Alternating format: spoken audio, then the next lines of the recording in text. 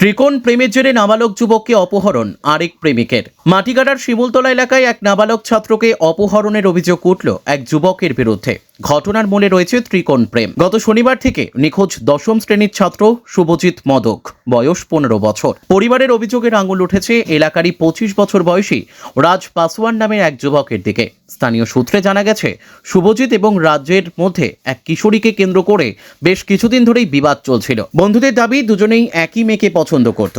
জানিয়ে মাসখানেক আগে তাদের মধ্যে বড় সড় ঝামেলাও হয়। অভিযোগ, গত শনিবার সন্ধ্যে 6টা নাগাদ রাজ ফোন করে শুভজিৎকে বাড়ি থেকে ডেকে নিয়ে যায়। এরপর রাত 10টা বাজার পর থেকেই শুভজিতের মোবাইল ফোনটি বন্ধ হয়ে যায়। পরিবারের সদস্যরা সারা রাত খোঁজাখুঁজি করেও তার কোনো হদিশ পাননি। ছেলের সন্ধান না পেয়ে শুভজিতের মা বাবা মাটিগাড়া থানার দ্বারস্থ হন। ঘটনার পর থেকেই অভিযুক্ত রাজ পাসওয়ান এলাকা ছেড়ে পলাতক। পুলিশ রাজের এক বন্ধুকে সন্দেহভাজন হিসেবে আটক করে জিজ্ঞাসাবাদ শুরু করেছে। নিখোঁজের দুদিন কেটে গেলেও শুভজিতের কোনো খোঁজ না মেলায় আজ আবারও থানায় গিয়ে কান্নায় ভেঙে পড়েন নিখোঁজের মা। তিনি বলেন, শনিবার রাত থেকে ফোন বন্ধ। বন্ধুদের কাছেই শুনলাম রাজ ওকে ডেকে নিয়ে গিয়েছিল। স্থানীয় বাসিন্দা বাপ্পি মণ্ডল জানান, রাজ পাসওয়ান নামের 25 বছরের যুবক সেই নাবালককে ফোন করে ডাকে। এর থেকেই নিখোঁজ রয়েছেন। তিনি আরো জানান, এক মেয়েকে দুজনেই পছন্দ করত।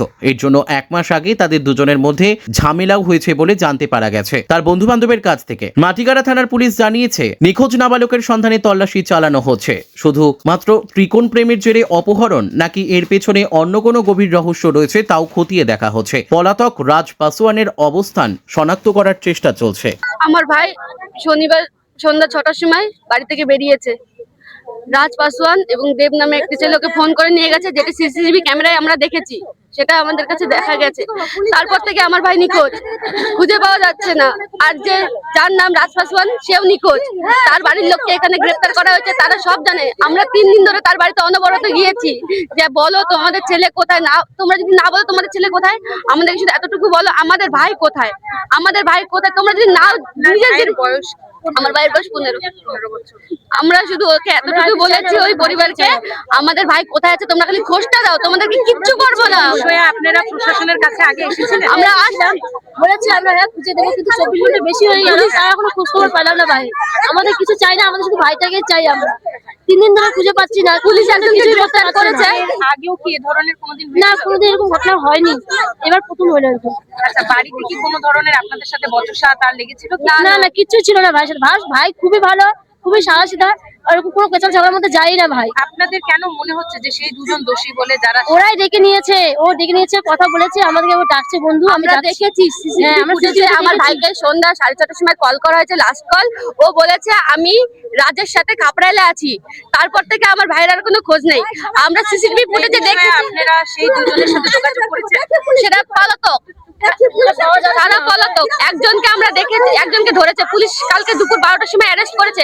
এখনো তার থেকে কিছু এভিডেন্স পায়নি। তাহলে পুলিশ কি করছে? কাকে অ্যারেস্ট করেছে? দেবকে অ্যারেস্ট করেছে কালকে 12টার সময়। আর একজন পলাতক, তার কোনো খোঁজ নেই। তার নাম রাজ পাসওয়ান। তার পরিবারকে এখন গ্রেফতার করলো। তার পরিবারের কাছে আমরা অনবরত গিয়েছি কালকে থেকে। ওরা বলে আমরা কিছু জানি না, কিছু জানি না। আমরা চাচ্ছি আমাদের ভাইকে আমাদের ফিরে দিক। আমাদের ভাই আমাদের কাছে যেমন ছিল আমার ভাই তেমন তাহলে দোষীদেরকে আমাদের হাতে তুলে দিক এবং আমাদেরকে পুলিশ প্রশাসন বলে দিক যে আমরা কিছু পারছি না, তোমাদের ব্যাপার তোমরা আমার ভাই না কোনো নেশা করে, না কোনো বাজে বন্ধু বান্ধব, শুধু আমাদের খালি একটাই গেমের নেশা। ও সারাদিন বন্ধু বান্ধব নিয়ে যায়, গেম খেলে।